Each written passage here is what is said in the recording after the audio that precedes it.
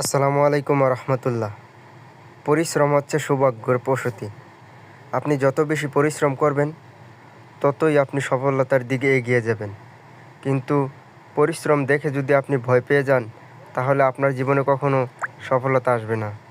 বর্তমান জেনারেশনের স্বপ্ন একটাই, সে প্রবাসে এসে তার স্বপ্ন পূরণ করবে এবং সফলতার দিকে এগিয়ে যাবে।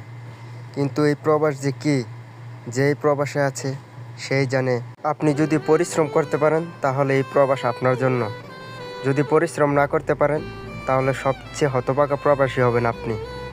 এই যে ডিউটি করতেছি, আজকে ডিউটিতে আসার কোনো পরিকল্পনা ছিল না। আমরা যে গাড়ি দিয়ে ডিউটি করি প্রত্যেক দিন, সেই গাড়িটা নষ্ট ছিল। গাড়িটি যখন গ্যারেজে নিয়ে যাওয়া হয় তখন ইঞ্জিনিয়ার বলেছিল আজকে ডিউটি করতে হবে না, সবাই রুমে চলে যাও। এই কথা শুনে অনেক খুশি হয়েছিলাম, ভাবছিলাম রুমে এসে একটি ঘুম দিব।